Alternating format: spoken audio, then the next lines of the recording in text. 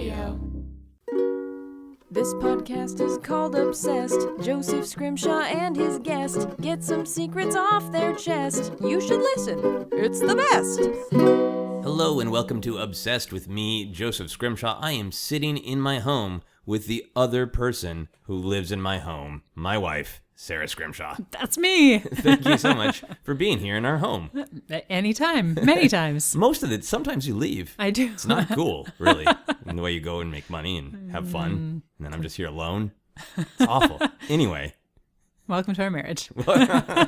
Let's see if we can paint a better portrait of our marriage as we continue in the podcast. Sounds good. Sounds better. That's what our marriage is about, is me leaving, says Sara.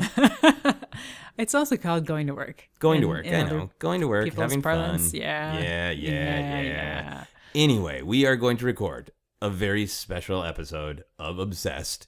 I asked Sara to do this episode with me because this is one of those topics where I was like, I gotta find somebody to cover this topic because I love it so much. I gotta find someone. And then I realized I'm the one who is too obsessed to let this go. So I wanted to have a conversation with Sara where she could ask me some questions. I could ask her some questions, and then she will ask me the patented "How obsessed are you?" questions. Our topic is Twin Peaks. Was that the opening theme of Twin Peaks? No, not remotely. Sounded a little bit like the beautiful bass lines in the opening theme song of Twin Peaks. I'm going to make a noise now. Are you ready for it? I'm ready. Ooga, ooga. That is the spoiler warning noise that I've decided to make. Awooga I like as a noise, but I don't want to get too high pitched because that's obnoxious. So I feel a nice deep awooga is good for a spoiler warning. And I want to let people know that we will be talking about Twin Peaks, the entire series, and the movie Fire Walk with Me in preparation for the new Twin Peaks that is coming out on Sunday, May 21st, 2017. So if you haven't watched the original series and you want to be entirely spoiler-free, pause this podcast, watch the whole thing. It's only 30 episodes and then a 2.5-hour movie. Then real quick, come back and listen to the podcast. So that's my spoiler warning. We're good to go. All right. So I want to set the scene also for the podcast. Yeah. As we're recording, it's late at night. Mm-hmm. Nice, mysterious Twin Peaks time. That's right. We have a little bit of whiskey each. We do. Whiskey itself is not terribly celebrated in Twin Peaks. There is at least one actual shot of whiskey in the show. Yep. But it is a show that is about taste and eating and drinking and sensual stuff, like sensually sipping on whiskey. So I'll try to sip on my whiskey in a sensual way. I think everybody looks forward to hearing that, listening to that. It's a little late in the day for us to have, the Twin Peaks coffee. So we had to go for something else. I could have put a splash of coffee in this, and I probably should have to remain thematically appropriate. Anyway, I want to get into Twin Peaks. I want to start with asking you the question that I ask a lot of people at the beginning of the Obsessed podcast is, what was your initial awareness of Twin Peaks? Now, you didn't watch it when it was broadcast, but you were aware of it. I would say vaguely aware of it when it aired. Like, I don't know that I actually had any friends who were watching it. Maybe I did. But I certainly heard about it. And then as I got older, knew a lot of people who had watched it either when it was broadcast or maybe had brothers or sisters who had taped it off the TV or, the various VHS versions that came out. And then as I've gotten older, I've had many friends, you included, my friend, my husband, who I'm your husband friend. who it's had a big impact on. Okay. So now you did watch it with me. I did. I've in fact watched it with you twice. Mm-hmm. Yep. And we'll talk a little bit about that. So you know it now. I've probably watched the show in its entirety, I would say at least 20 times for sure. Wow. Probably more. But I want to see if you and I together can describe Twin Peaks for people who have never seen it before. What is Twin Peaks?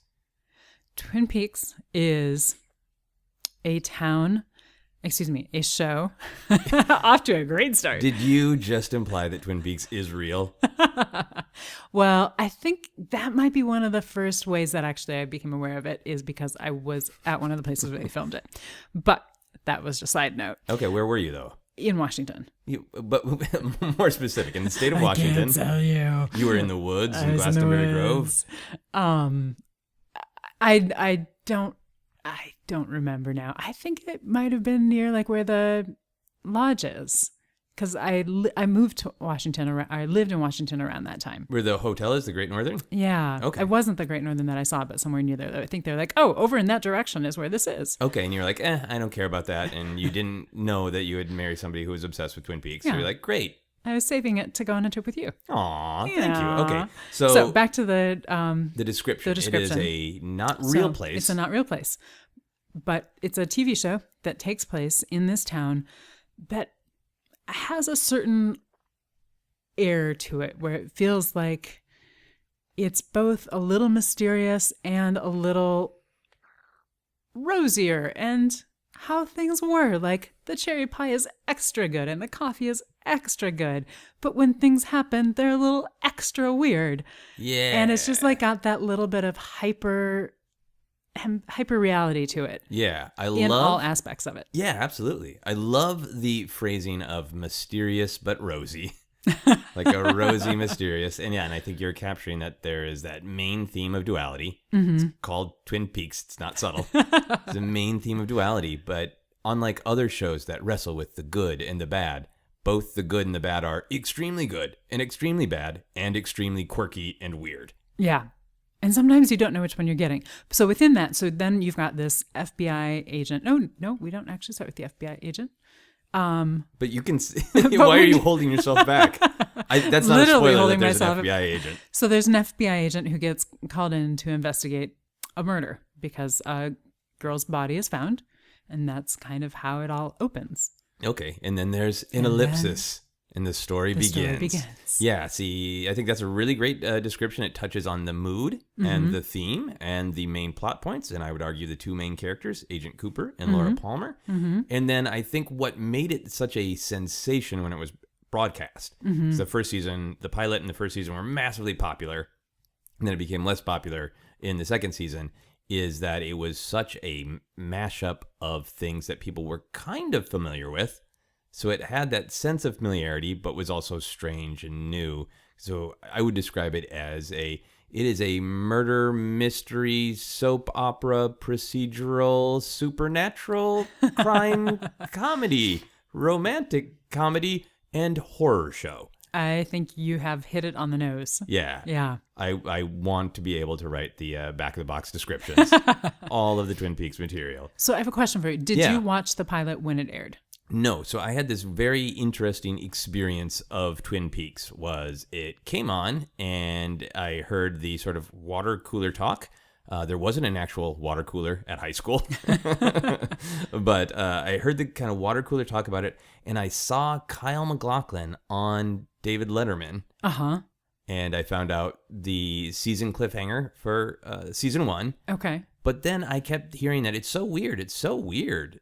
And I was starved for the weird because I was a weird, artsy kid. And I wanted to see anything that other people said, this isn't normal. This isn't just like a sitcom. This isn't all happy and friendly and predictable. This is weird. So what the ABC ended up doing, because it was so popular, when they were gearing up for the second season, they replayed the pilot and the first season so it lined up with the start of the second season. Oh, cool. So I basically saw it late in the summer. Okay. So that's when you saw it. So you saw it as it was being rebroadcast kind of for the first time. Yeah. So, I mean, this is one of those things like other obsessions like Star Wars where a part of it is the experience. I have all these very visceral memories of the television show and the anticipation of the television show. And sometimes when I try to get really calm and quiet and dreamy like Twin Peaks, like one of the big sensory memories is we would tape the show on the old VHS because that's what we had because we didn't want to miss it. And it would, when we were first taping it in summer in Minnesota in late August, it was hot.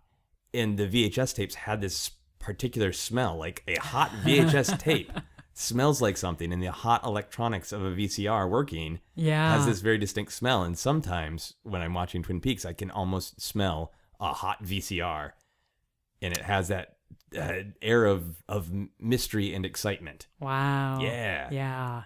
So I became like really, really, really obsessed with it because I had never seen anything like it, and because I felt like it spoke to a part of me as like a young, weird, artsy kid.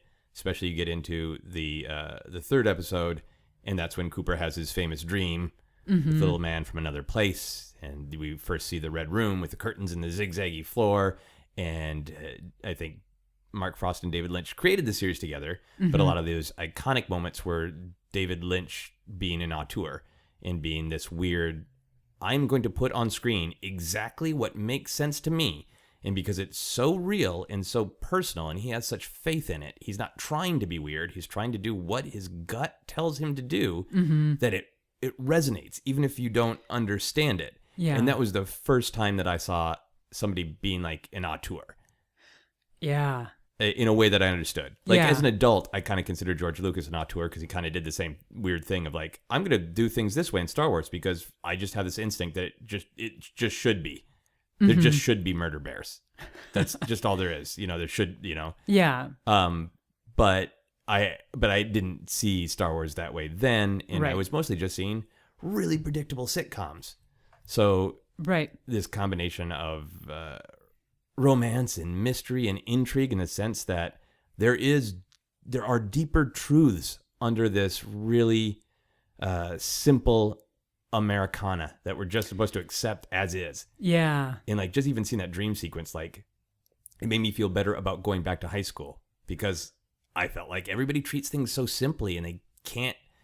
Interesting. They don't even want to see or hear the music underneath. Yeah. And like here's this show that's basically all about, well, here's the pretty face, but there's always something underneath. Yeah, absolutely. Yeah. So it was both the story and the telling of it and the underneath, as well as the visual way that the story was told, like the auteurishness as well as the actual story. That both grabbed you in.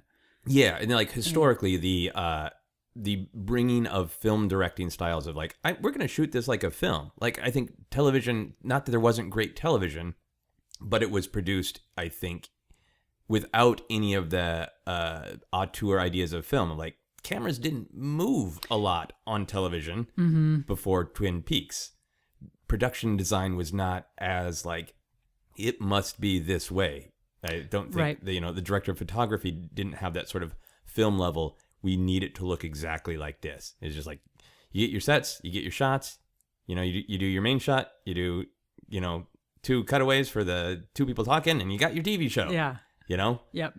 And Twin Peaks was so artsy from all the angles, all the close-ups, all the zoom-ins, all the, Yeah, and so stylized. Yeah. Everything was so stylized. Yeah. So obviously I became super obsessed with it, and I could go on, and I perhaps will. But I wanted to talk to you about your first viewing. So you were vaguely aware of it, but it wasn't a thing that you were going to make a priority. Yeah. To watch it. And then we got married, and then less than a year into our marriage, I was like, "You're gonna watch this." And that was around the time that we exchanged television shows. We watched Twin Peaks, and then we watched Gilmore Girls because you're like, "Hey, here's the thing I like." Yep. So it was time to exchange. Yeah, and it was a delightful exchange, a wonderful exchange. What did you think of it the first time that you watched it? I probably don't remember all of it, but the things that stuck with me, I remember really liking the first episode. Mm-hmm.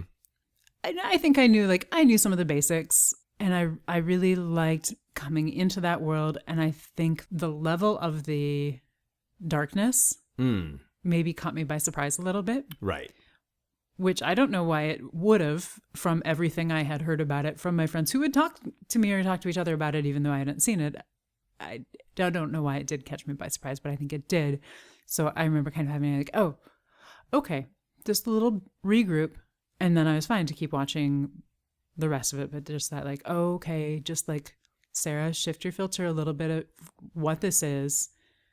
And how you're watching it, or not even how you're watching it, but how you're interpreting it, and what your expectations of it are. Yeah, I think would be the clearest way to say it. Which is, to me, that's a great thing in a TV show. Is it draws you in, and then it's like, oh, but wait, tilt your head 3 degrees, and now you see what it's really all about. Yeah. So I really liked that aspect of it. Yeah, And I think for me, that was a great learning experience as a husband and as a partner, because I knew the show so well and I was so eager to just basically dump this thing that needed to be digested that I had spent years digesting and be like, why don't you just binge eat it real quick. And then we'll talk about all these ideas. And I didn't give you time really to process it. And it was a good reminder for me of like, that's a life lesson. Step back. Not everybody experiences things the way that you do. And the time and the place gives it all context. And I think you're right. Even though the show has a consistent, for the most part, mysterious, eerie, quirky vibe to it, there are still times where you'll go a couple episodes and there won't be anything too supernatural, too scary, and you're watching a quirky soap opera with some comedy, with some investigation, and then there's absolute horror. Yeah. Out of the blue. And I had become blind to that because to me it was all a part of it. Like, well, this is like because you knew. This is a song, and like, oh, you listen to the whole song, and this is where the cymbal is going to crash, and it's going to be really alarming. And I just wasn't in the place to think of like, she's never heard that cymbal crash before. She doesn't know it's coming. Yeah. Yeah. She's going to be really alarmed. Yeah. Yeah. I believe I was very affected by Bob. Yes. The supernatural villain of the piece, Bob, who is super, super creepy. Yes. Super effective. I know many people when I was like, hey, I like Twin Peaks. And people would be like, yeah, I saw that one scene.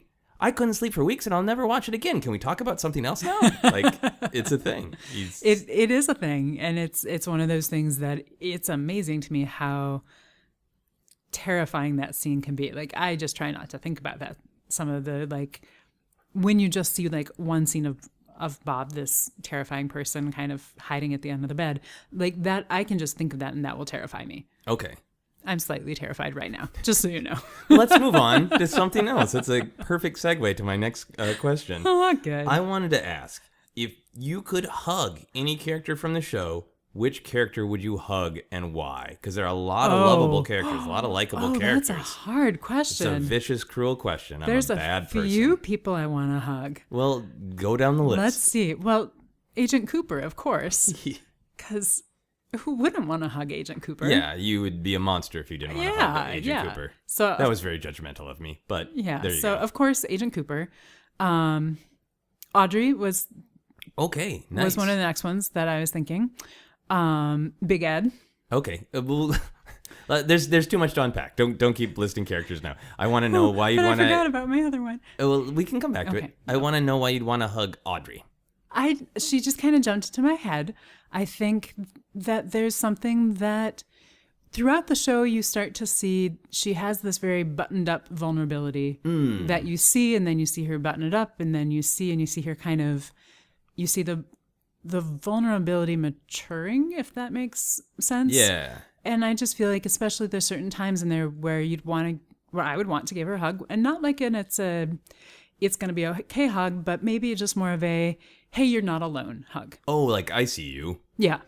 Yeah. And I hug you. Yeah, absolutely. Like in the beginning, throughout, I think she could kind of use just a, hey, I see you, you're there, maybe a side hug or a front hug, any kind of hug, whatever she would be comfortable with. But I feel like, yeah. I think that's great. You want to side hug Audrey Horne. Yeah, I mean, I think Audrey is one of the great examples of one of the things that I think gives the show weight is that it is a very, on the surface, happy community. It's very peaceful and calm, allegedly. And all this dark stuff is going on underneath. But a lot of the individual characters are in pain.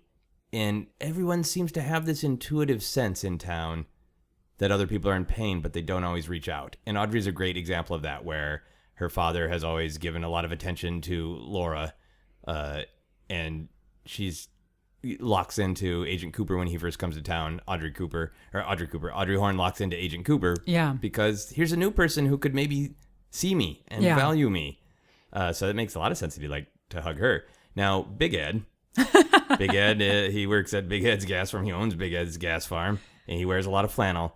You just want to hug a nice man wearing flannel? Is that what this is about? I think so. I think pretty much. Also, I said Big Ed because I would want to hug Big Ed. I don't necessarily have a lot of reason for that because I was trying to get back to, I knew that there's another one in my brain that I couldn't think of, and so I was saying Big Ed. Okay. Because Lucy is the other one that I would want to hug. Yeah. And Lucy Moran is the receptionist / dispatch operator at the sheriff's station.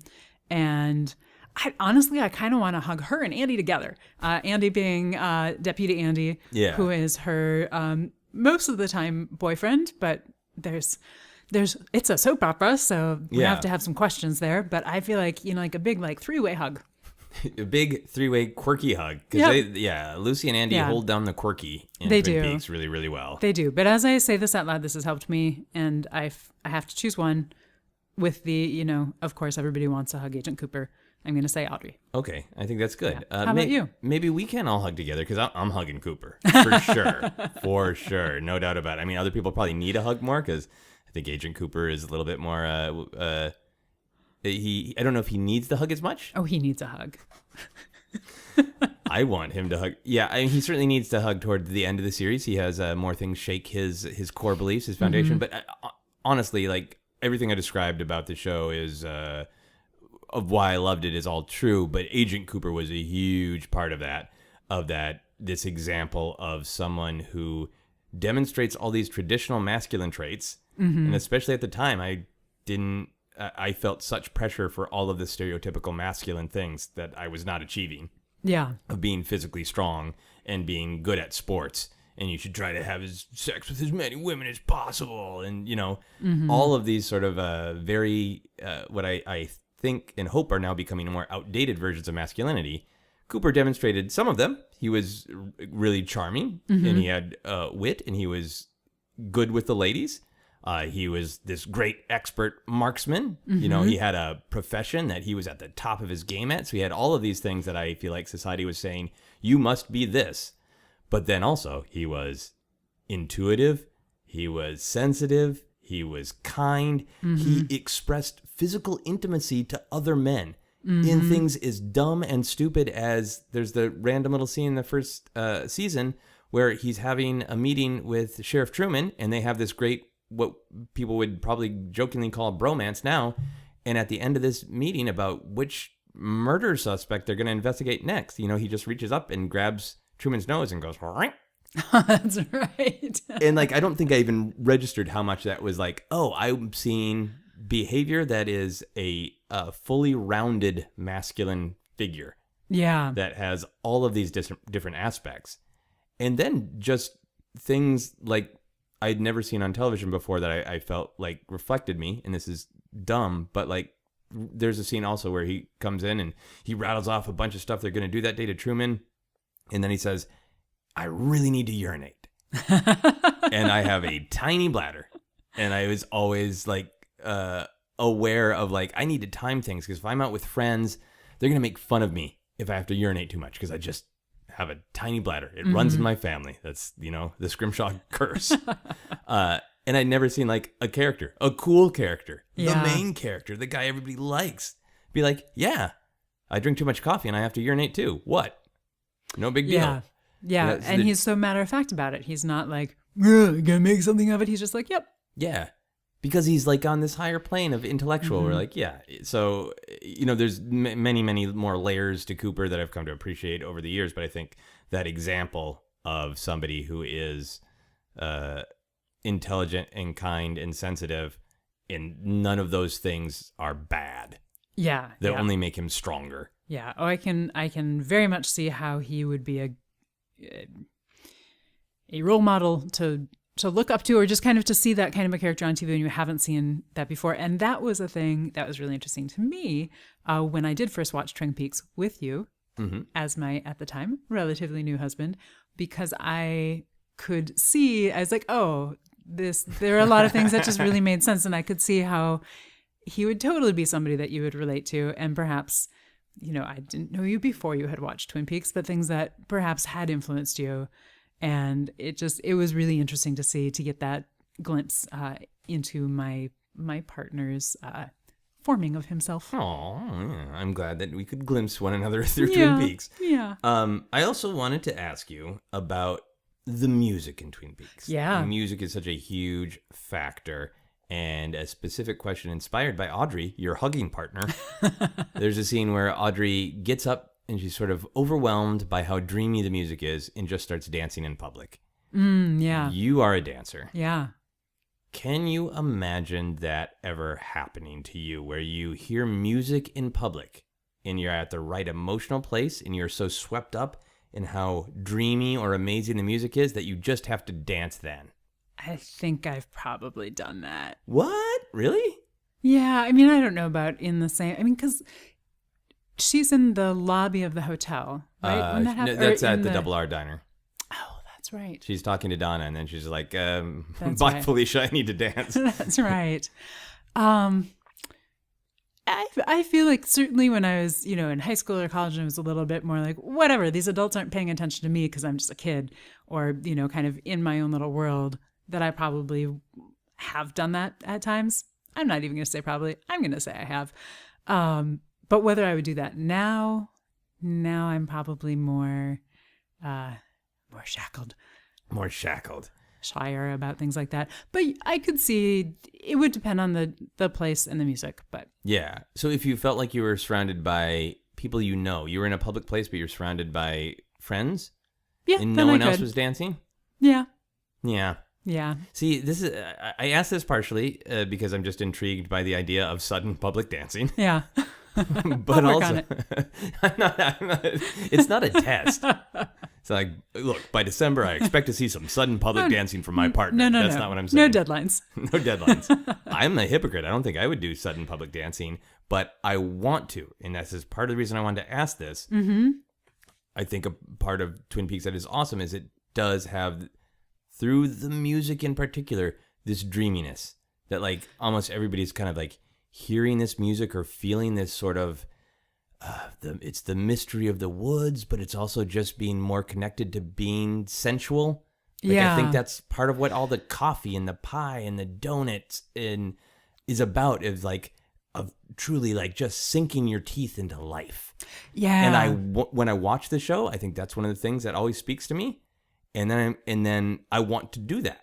But then there's just all like the normal rules of society. And I can sit here like a hypocrite and ask you, but I'm not, if no one else was dancing and a dreamy song came on and I was just at like a pizza place with people, I wouldn't stand up and dance, but I want to be the kind of person who would. Do you feel like if you were in a place just with friends or where the other people weren't paying attention, that then you might? Do you feel like it's the... like go around the corner so nobody could see me? Well, no. Like, I mean, to me, there's a difference between, okay, you're in maybe a closed environment because you're by your friends or you're in a restaurant or something versus, oh, I'm just walking down a street in downtown Los Angeles and it's lunch hour. I'm not going to break into dance because I'm going to be arrested. I might do it there because, I mean, people are doing whatever they want in downtown Los Angeles. Okay, so we've got both situations covered then between the two of us. Yeah. Perfect. I don't know. I think if I felt comfortable, but I think that's not necessarily what's going on in Twin Peaks. It's people are so moved by whatever rhythm of life they are hearing. Yeah. You know? I completely agree about it's like all the senses are a little bit heightened. Yeah. Especially senses of touch and taste and sensuality. Yeah. Mm-hmm. Yeah. Hugging is powerful. Even a side hug is powerful at Twin Peaks. I wanted to talk about donuts, pie, coffee.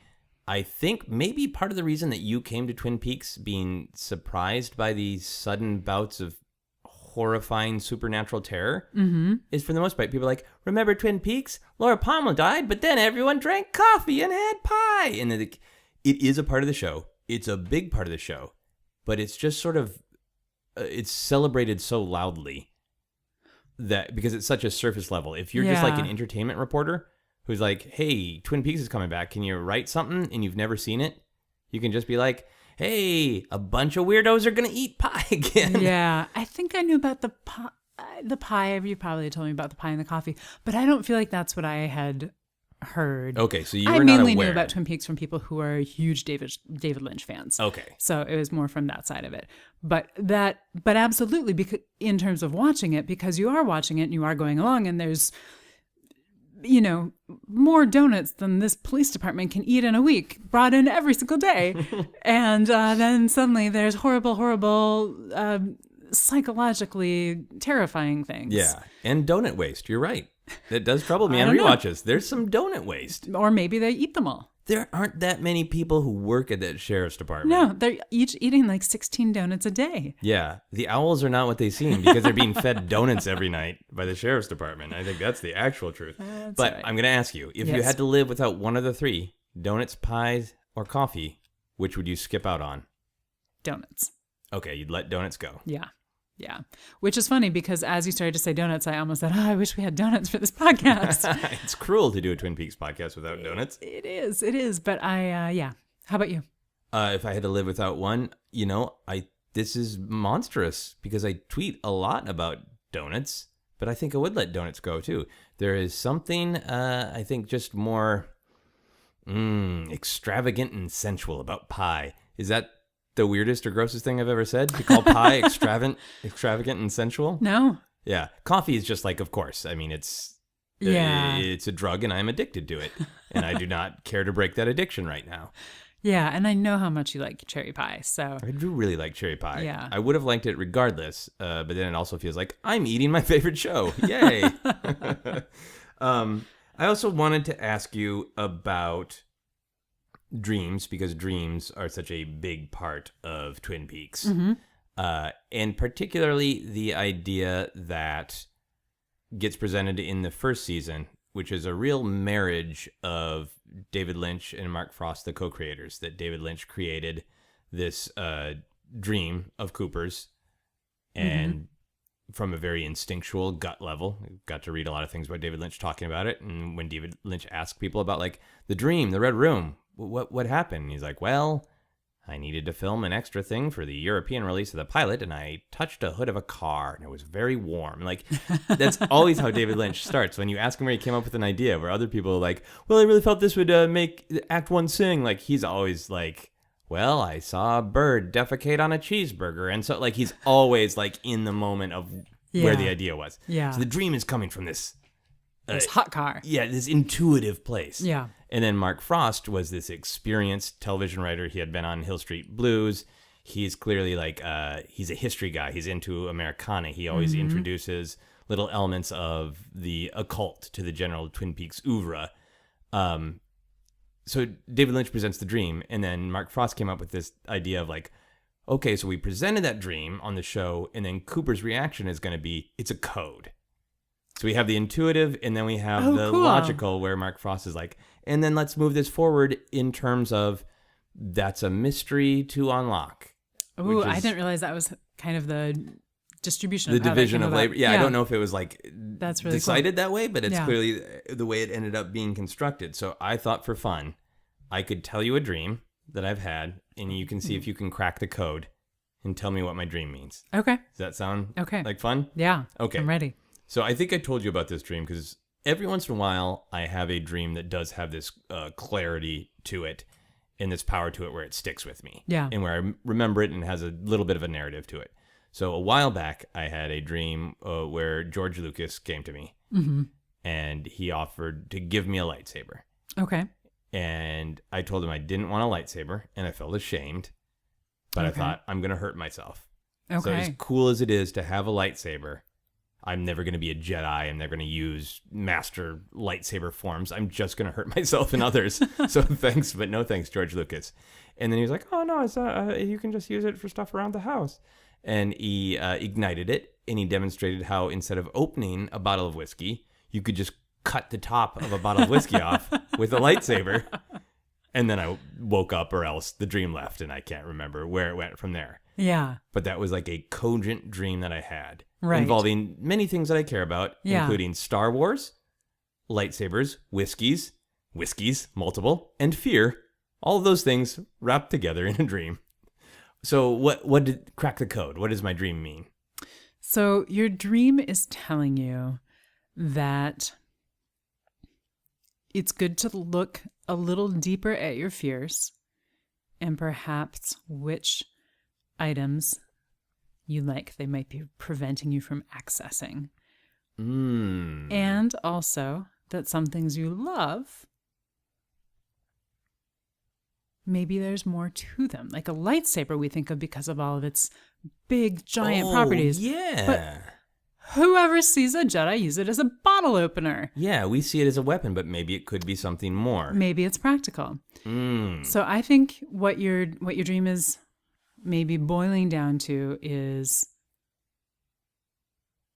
bear with me for a second while I get the right words here. I'm so ready to bear. You can make some mouth noises for me, some music.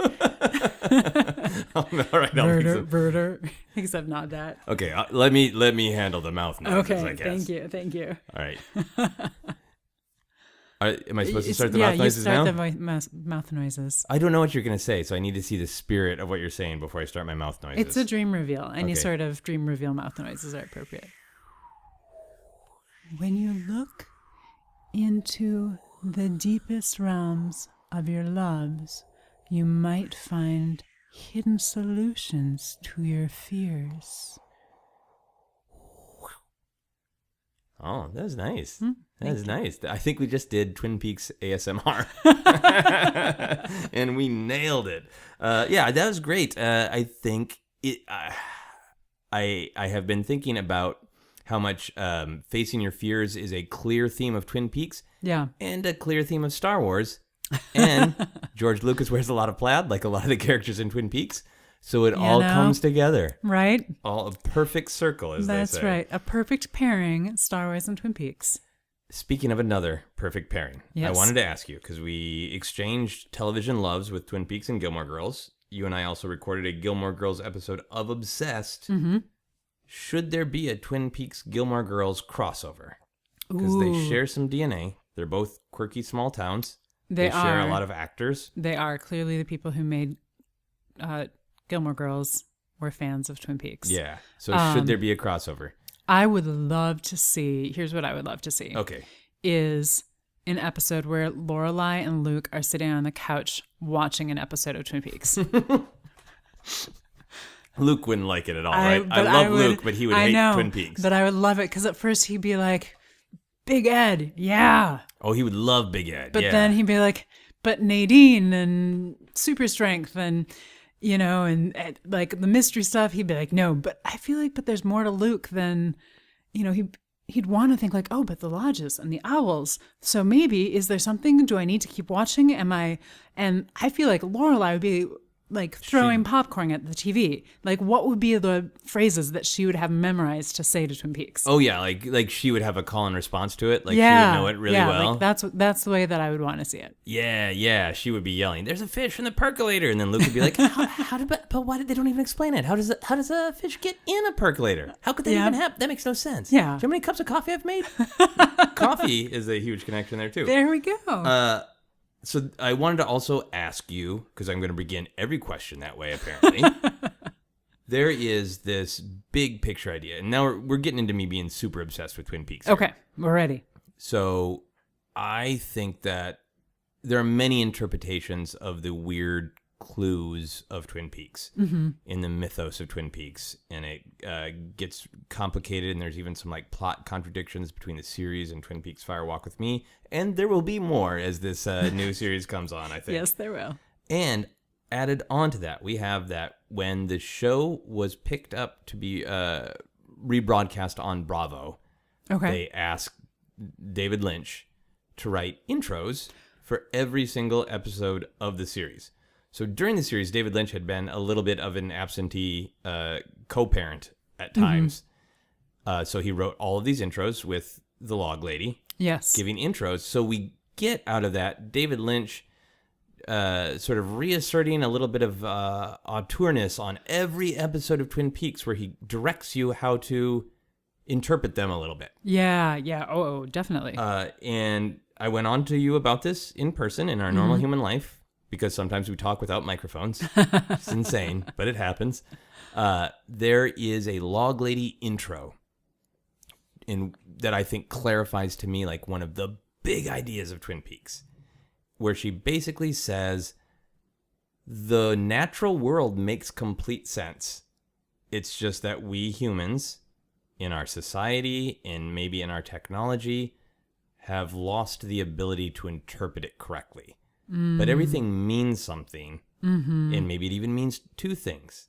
And I think her line is even something like, what is the smell of a fresh strawberry. Yeah. So there's so many things in Twin Peaks where they're weird, but they do clearly mean something. They're in Fire Walk with Me, creamed corn is clearly this weird analogy for the pain and suffering caused by mystical creatures. Yeah. Burnt engine oil is this very mechanical thing, but that's what the horrible supernatural creature smells of. Mm-hmm. So somebody else who smells that goes like, well, that's not burnt engine oil. That's the smell of Bob. Right. How do you guys not know that? You've misinterpreted the world. We have the owls are not what they seem. In Fire Walk with Me, we even have the suggestion that electricity is different than what we think it is. Mm-hmm. So, given all that, I wanted to ask you about some things in the world we could be misinterpreting. Yeah. So, assuming this whole Twin Peaks theory is true. Yes. And that so many things in our world actually mean something else, what do you think cheese actually means? Oh, wow, that's a good one. I'm going to say that cheese means any particular kind of cheese or cheese in general? Cheddar cheese. What does cheddar cheese mean? I'm going to say that cheddar cheese means that there's a little portal opening nearby, and through that portal is where we're going to be getting some new little caterpillars coming out. They're going to make some new butterflies. So you think the taste of cheddar cheese is a message of transformation? Well, you didn't say the taste. You said what does cheese mean? Okay, So that's what cheddar cheese means the possibility of transformation? I think, but yeah, specifically caterpillar into butterfly transformation. Yeah, and that's or deep. a portal is opening, portal. but just a little small one, like one that a caterpillar would fit through. Okay, so But there are tears in other the things- fabric of reality, but Yeah. only big enough for caterpillars. Yeah, so maybe other things could fit through, maybe not. That's something that we've lost contact with. I don't think we know. Okay. How about wine? You like wine a lot. I do. What does wine mean? Wine means, I was going to say that grapes are dying, but that's a little literal. You know what? That's fine. I'm going to leave it at that because I really like the idea of the giant appearing in our living room and saying, "It is happening again. The grapes are dying. The grapes are dying." That is solid. I will think that every time I drink wine.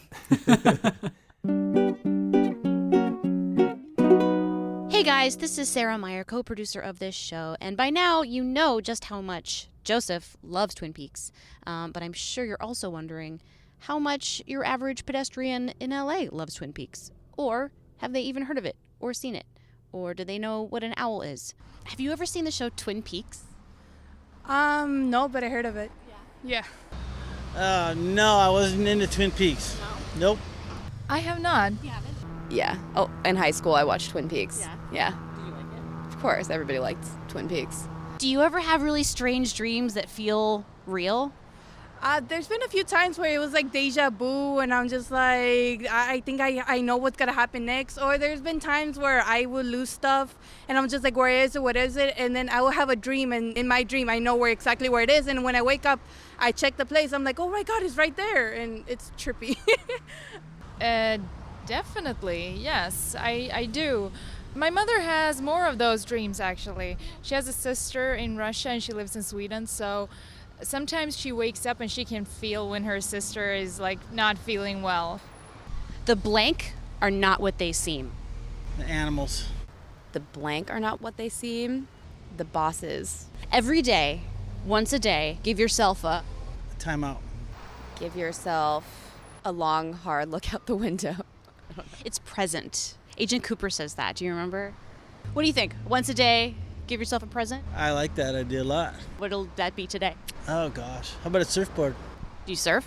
Yeah. How many surfboards do you have? About 8. Give myself a present? Oh my God. I would give myself the day off. Probably something really tasty, like some good food. Do you think you'll do that today now? Actually, yeah, I'm actually heading to McDonald's right now. I had a tough day at class right now. I'm just like, I need a little sugar rush right now. We're going to move on to our How Obsessed Are You questions, but in a fun twist. Sarah is going to ask me the How Obsessed Are You questions. Because I am obsessed with Twin Peaks. Let's go. Okay. First question. Do you think about Twin Peaks every day? Yes. Is that always or just right now while you're waiting for the new version to come out and there's billboards all over our Certainly town? right now, I think it would wander into my mind, I think, more days than not, for sure, in the interim where, it felt for so many years like it was a thing that happened. It will never happen again. Mm-hmm. At one point, David Lynch was asked in an interview, like, anything with Twin Peaks? And he said, it's dead as a doornail. So it was very much like, this is a thing I love that will never come back. This is all there is. But I have watched it so many times, and there are things that I like so much that there are, like, rhythms of certain lines that apply to day-to-day things. Yeah.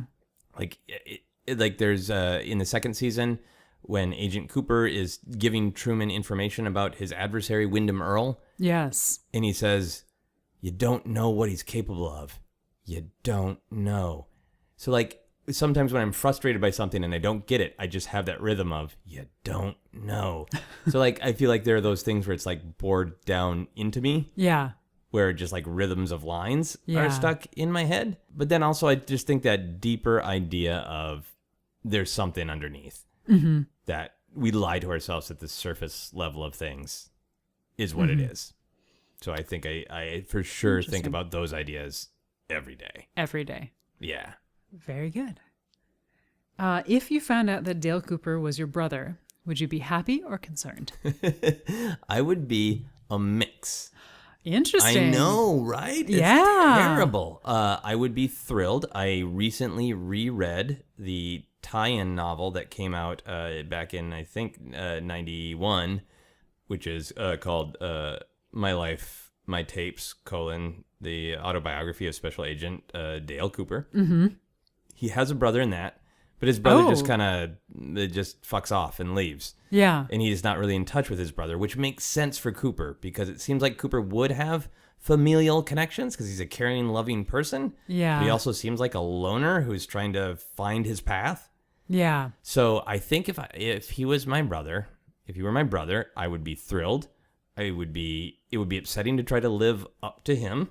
Mm-hmm. And also knowing that he has had a very tortured existence and that he, like the other, he's not from Twin Peaks, but I think he shares stuff with people from Twin Peaks, which is why he suddenly feels like this place makes sense. Yeah. Because I think like the denizens of Twin Peaks, he has, like you were talking about at the very beginning of the podcast, he has the highs and the lows and not much in between. He has, he meets someone and he instantly falls in love with them and it's kismet and it sparks and it's everything. And then something horrible happens. Yes. So there's a part of me that would be like, I don't want to go to Thanksgiving dinner with Dale because something either amazing is going to happen or something horribly tragic is going to happen and nothing in between. Yeah.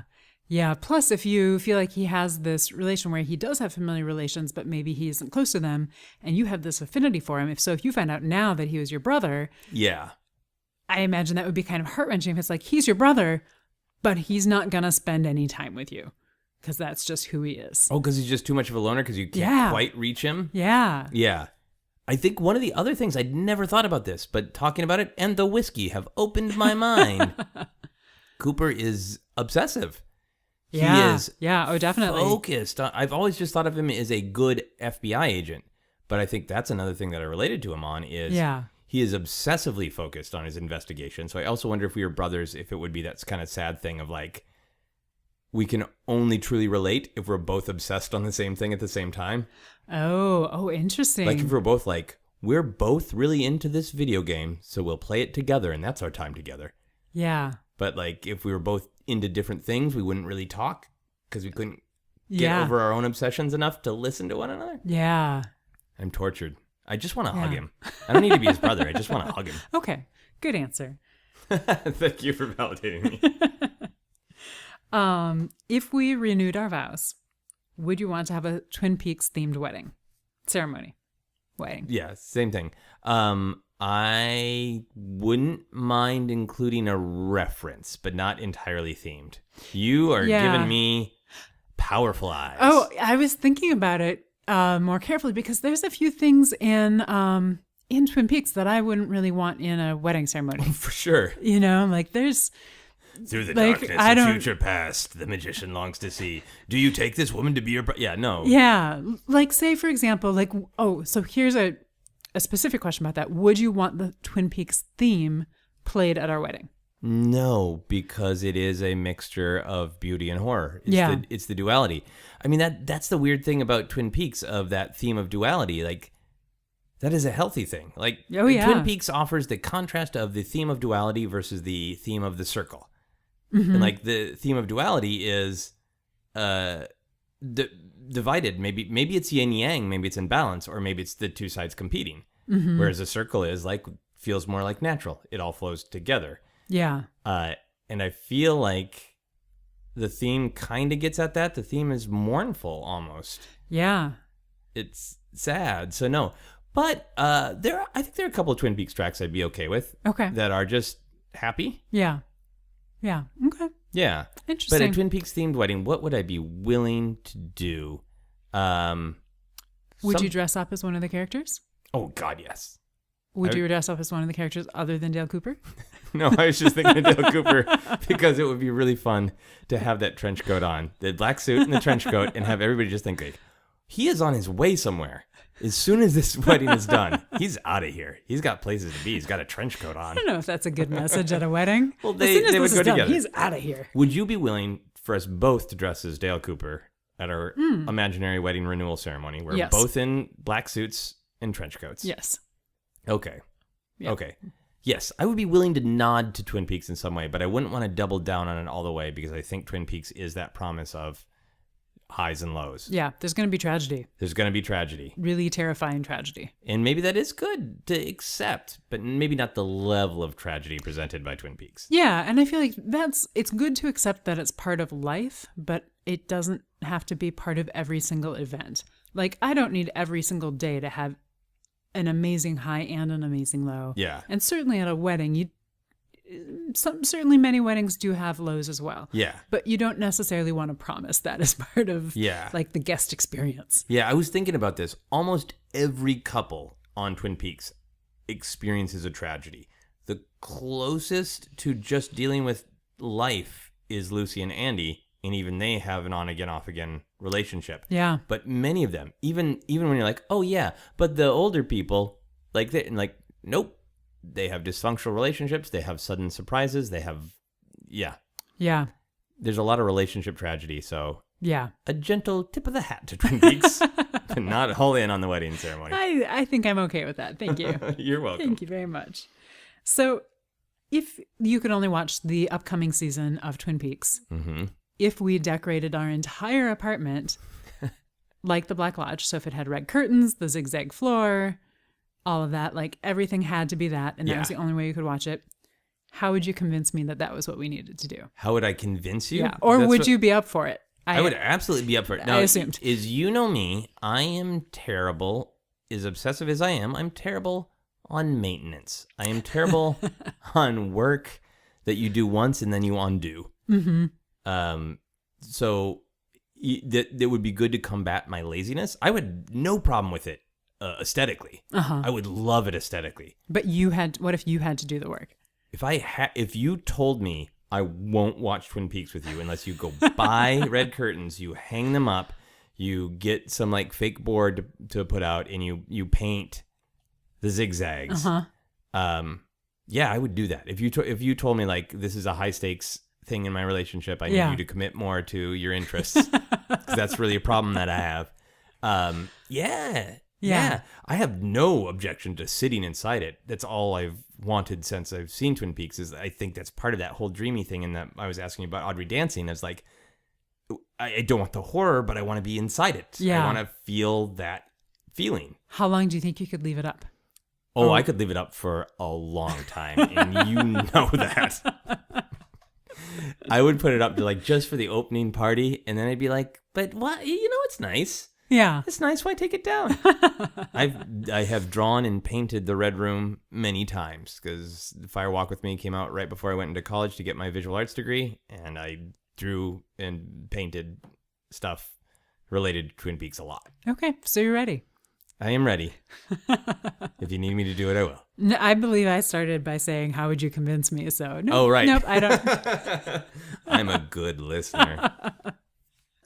So, if there was a large bear holding a remote and preventing us from watching Twin Peaks, would you try to get the controller from the bear? Oh, of course.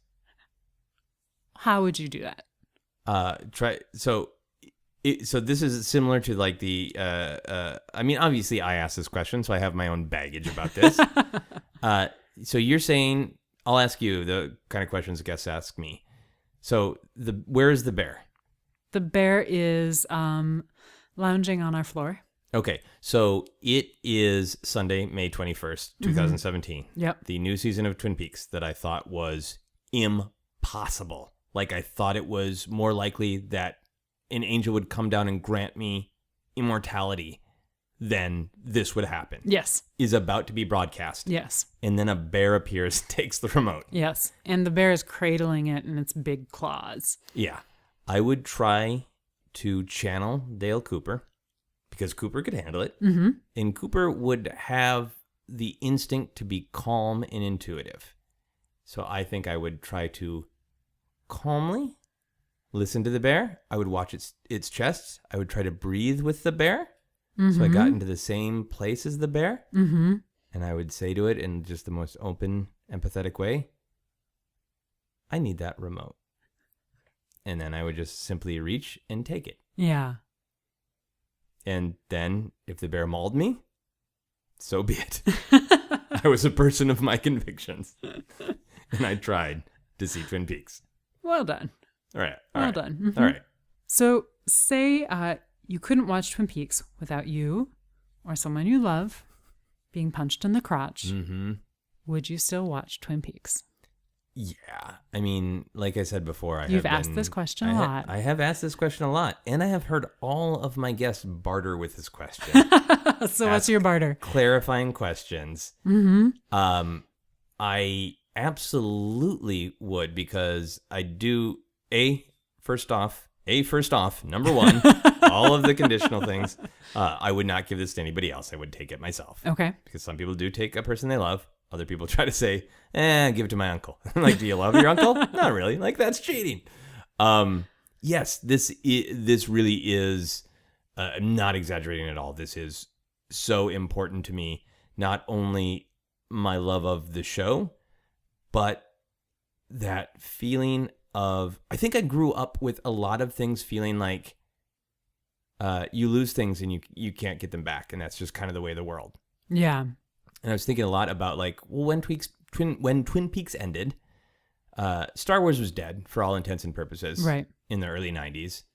The books were starting to come out, but it wasn't like, the movies were dead. It wasn't the same. Yeah. The movies were dead and the world didn't care about Star Wars. Mm-hmm. I was a huge fan of Guns N' Roses and they were dead.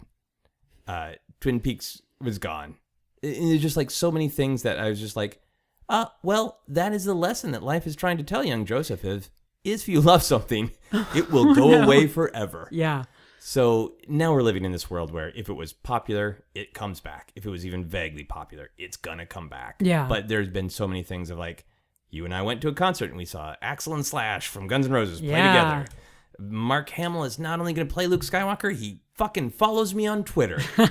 And like Twin Peaks is one of the last like unbelievable losses that I've felt that, and I don't mean to be overly melodramatic about it, but something that meant a lot to me, that informed me growing up as a human and as like an artistic person, that I would do almost anything short of killing another person to watch Twin Peaks. Mm-hmm. So the only barter that I want to have with it is I want it to be thematically appropriate. I don't want just some rando punching me in the crotch. Okay. So, is it a person? Is it that you want to punch you in the crotch? I think I want the little man from Another Place, portrayed by Michael J. Anderson, to dance up to me and punch me in the crotch. I like that. I mean, I don't like that, but How often is How often? Is it once per show? Is it once for the season? It's once per season. And that's usually Okay. what I offer other people. So, Okay. you know what? I'm going to take it for myself. Yeah, smart. Yeah. So once per season. Yeah. And Okay. if they bring it back, or, you know, I don't know. I don't know what Mark Frost and David Lynch's intent is. If this is like one and done, we've wrapped it up, we're done. Yeah. Or if it's like, well, if we have another idea, we'll do it. But I would certainly take up to 3. I would take 1 for the first night. I would take 1 for the exact middle point, and I would take 1 for the finale. Is say this is the last season? Yeah, is what you're saying. The last thing ever. Yeah. Yeah. What if it were just to rewatch the already broadcast episodes? As long as I could watch the whole thing. So if it for were one crotch once for punch? the first season and once for the second season. Yeah. Okay. Yeah. And once for the absolutely. movie. And once for the movie. Yeah. So yeah, I think Okay. that's right. There's a rhythm to it. It's Yeah. 3. It's almost It's a 3. circle. It A circle of crotch punches. It's like It's beyond duality. Your coffee It's a circle. punch, your donut punch, and your cherry pie punch. Yes, exactly. Thank you. So, if you had to make a noise to sum up Twin Peaks, could you make that for me? Oh yeah. Okay. I can make so many noises. Choose one. Just one. All right. I am going to make this noise.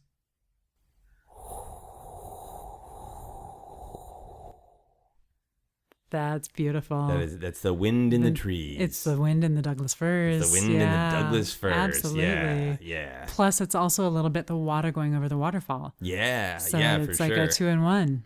Yeah. It's a twofer. Yeah. Okay. So I am going to rate you, which is a lot of pressure because Yeah. you always rate other people's obsessions. Yeah. And I'm going to rate your obsession. Yeah. And we're going to make it It's on a scale of 1 to 7, it's 1 a being scale the lowest. of 1 to 7. Yep, exactly. 1 is the lowest, 7 is the highest. And we're going to do a scale of 1 to 7 cherry pies. 1 to 7 cherry pies. Fair enough. Massive, massive quantities. I'm going to rate you a 6 cherry pies. 6 cherry pies. Yep. Just short of having an actual problem. Exactly. Like you love it. It informs your life. It has informed who you are. Yeah. And as your partner, I can attest to that. You're willing to do a lot of things like be mauled by a bear for it. I didn't say I was willing to be mauled by a bear. I thought I could talk my way around the bear. But you also said if the bear mauls me, So be it. Fair enough. I mean, I was perhaps maybe a little bit more zen. I was trying to face the bear with perfect courage, the way Hawk tells people to face the Black Lodge. yeah. Trying to face the bear with perfect courage so my soul is not shattered. Yeah. I think my rating's pretty accurate. I think it is. Fair enough. So we are going to do some quick plugs, and then we'll go on to our final questions. Thank you for asking me the how obsessed are you questions. Oh, my I appreciate pleasure. it. And I try to be as honest as possible and as spontaneous as possible, even though I know some of these questions quite well. You surprised me with a few of them, though, so that was Yay. great. So, Sarah, where can people find you on social media? You can find me on the Twitters at Sarah_Scrimshaw. That's Sarah with no H _Scrimshaw. Yay! Yay. Excellent. And you're on Instagram as... I'm on Instagram as Scrim Street. Yeah. So if you take Scrim as in Scrimshaw and just make it a street, then you're at Scrim Street. And if you like museums and alcohol, boy, is at Scrim Street on Instagram That's right. a place to go. Museums, gardens, and alcohol. That's what I post. Here are quick plugs for this very show before our final questions. You can follow me on Twitter and Instagram is at Joseph Scrimshaw. You can follow Obsessed Podcast on Twitter and Facebook is at Obsessed Podcast. For info on all my upcoming shows and comedy albums and various comedy adventures, you can check out my website at josephscrimshaw.com. You can also support Obsessed by backing us on Patreon. For as little as $1 a month, you get access to our monthly patron-only bonus episodes where Sarah and I talk about something that we're obsessed with in the moment or a fun adventure we had. For full info on that, go to patreon.com/Joseph Scrimshaw. And this is new information about Patreon. I have played with the Patreon site so that our goals are now based on patron numbers instead of dollar numbers. We are working toward getting 125 total patrons.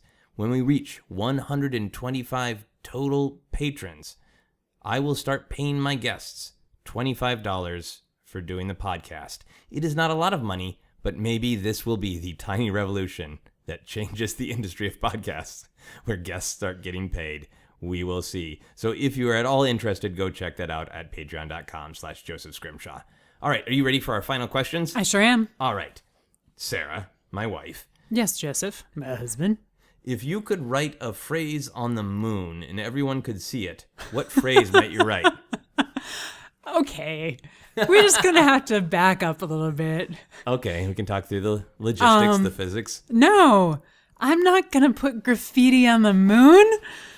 Are you kidding? Is it removable? Is it like I'm putting a Post-it note, like a giant Post-it note? Because I feel like this is a great answer. I don't feel like, I mean, you can go on. I'm not trying to stop you, but I feel like that's a great, honest answer. I think people who aren't married to me feel obligated to play along with these questions. And you're just like, fuck you, no.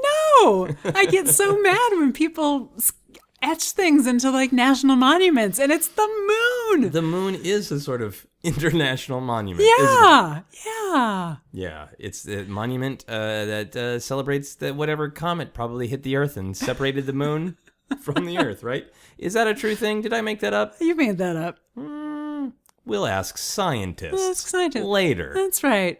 Yeah, that should really be the subtitle of Obsessed Podcast. Obsessed. We'll ask scientists later. Anyway, we'll move on to the next question and see if you feel like answering that.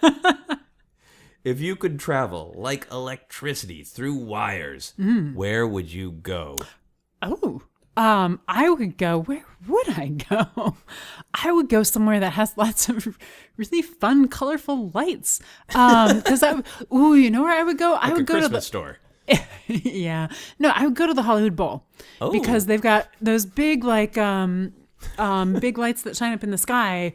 And I could travel there and like see what it looks like both when it's full of people and then also would I still be a spark and I could see when they turn off all the lights and I could see what it looks like when it's dark? You are interpreting it much more creatively than I actually intended, which is great. I thought it was like, well, you travel through electricity and you arrive somewhere fully formed, but you're like, oh, you stay inside the electricity. Oh, yeah, because I thought I was a we live light. like a half a mile from the Hollywood Bowl. We don't need to travel through wires to get there. But I like your idea better that if you were going to remain a part of the electricity, where would you go? Yeah. I want to be the spotlights at the Hollywood Bowl. Yeah, that is a wonderful answer. The final question for everyone on the podcast, of course, is what is happiness? Happiness today, because I've answered this question before. You have. Is, well, I had a different answer, but I'm going to say is being a light at the Hollywood Bowl. I'm very excited about that idea. So happiness is being a light blaring down on talented artists in an outdoor stadium theater. Yeah. That's what happiness is. And then when the lights go off, you get to just enjoy the sky and the stars. Oh, it's very Twin Peaks. It's that duality of nature and our creations. This weird flickering lights in the darkness of the Hollywood Bowl. That is happiness to you tonight. Mm-hmm. That is great. Maybe we will come back after the whole Twin Peaks new season is completed and have another discussion about Twin Peaks. I think we better. I would like that. Thank you so much for doing the podcast with me. Thank you for being married to me. You're welcome. And thank you for asking me the how obsessed are you questions. It was nice to get that perspective from the other side. And I'm going to say that is what is happiness to me because it's appropriate to the thematics of Twin Peaks. It's seeing what it's like from the other side. Thank you very much. That is our podcast. You've been listening to Obsessed. Joseph Scrimshaw and his guest shared some stories with the rest. Rate 5 stars if you're impressed. So, what do you think the secret meaning of squirrels might be? I think that squirrels they're like the communicators or the translators of the trees, because the trees know that humans are hopeless and are not going to ever be able to understand them. So they've sent the squirrels to try to tell us what the trees are trying to tell us, but we're not doing so well at that one either.